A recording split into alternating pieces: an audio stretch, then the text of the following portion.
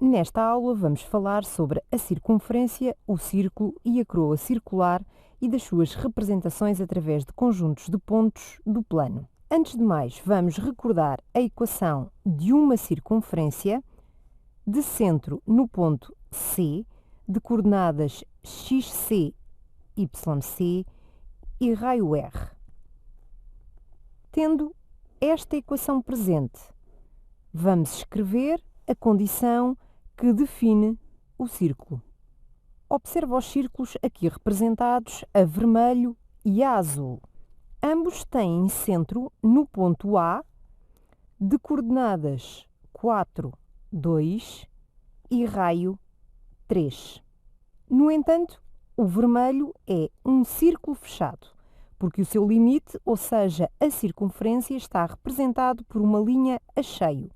O azul é um círculo aberto, porque o seu limite está representado por uma linha a tracejado. Foquemo-nos no círculo vermelho. A equação da circunferência que o limita é... No entanto, para definir este círculo, precisamos de uma condição que inclua também os pontos interiores à circunferência, ou seja, os pontos cuja distância ao centro é menor que o raio da circunferência. Sabendo isto, podemos escrever desta forma. O sinal de menor ou igual dá-nos a garantia de estar a incluir não só os pontos da circunferência, como também aqueles que estão no seu interior. Sendo assim, esta é a condição que representa o círculo representado a vermelho. Para escrever uma condição que defina o conjunto de pontos exteriores a este círculo fechado, podemos fazer um raciocínio idêntico. Repara que os pontos exteriores a este círculo encontram-se a uma distância do centro superior ao raio e, por isso, podemos escrever...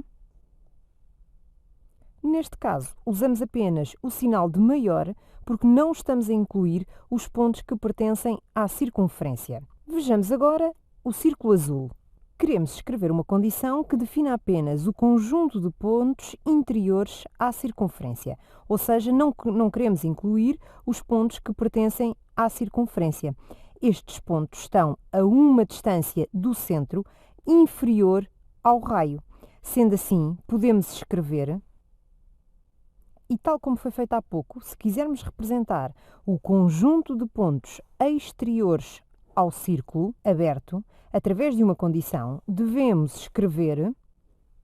Repara que, neste caso, os pontos exteriores ao círculo aberto também incluem os que pertencem à circunferência e, por isso, usamos o sinal de maior ou igual.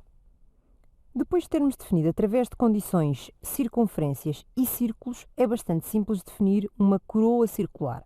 Vejamos como o fazer através da resolução deste exercício. Observa a figura. Qual a expressão que permite definir o lugar geométrico dos pontos pertencentes à região representada a vermelho? Repara que a região representada a vermelho está compreendida entre duas circunferências, assemelhando-se a uma argola. A uma região como esta chamamos de coroa circular. Vejamos como a podemos definir através de condições. A região vermelha é formada pelos pontos que pertencem às duas circunferências e pelos pontos interiores à circunferência maior, mas simultaneamente exteriores à circunferência mais pequena. Ou seja, vamos ter que considerar duas condições distintas.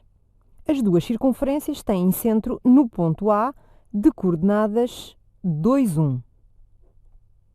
A circunferência maior tem raio 4.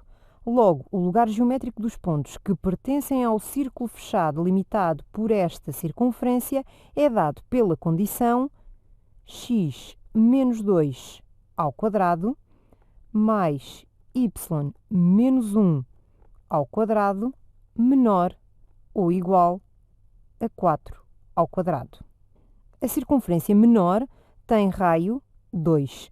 Logo, o lugar geométrico dos pontos que pertencem a esta circunferência ou ao seu exterior é dado pela condição x menos 2 ao quadrado mais y menos 1 ao quadrado maior ou igual que 2 ao quadrado. Pretendemos definir a região de pontos que respeita esta condição e, simultaneamente, esta condição. Matematicamente, podemos fazê-lo recorrendo à conjunção de duas condições e substituímos este i por este símbolo, que se lê precisamente da mesma maneira, lê-se i. Esta mesma condição pode ser escrita desta forma, onde, apesar de não haver o sinal i de conjunção, ele está subentendido. Este exercício fica assim concluído. Para testares agora os teus conhecimentos, resolve sozinho o seguinte exercício. Define através de uma expressão o lugar geométrico dos pontos que pertencem à coroa circular de centro na origem do referencial, cujo raio da circunferência menor é de 1 e o raio da circunferência maior é de 3, e que não inclui os pontos pertencentes às circunferências. Verifica se este ponto de coordenadas pertence a esta coroa circular. Enquanto resolves o exercício, coloca o vídeo em pausa. Se te surgir alguma dúvida, revê as partes da explicação anterior que achares mais necessárias.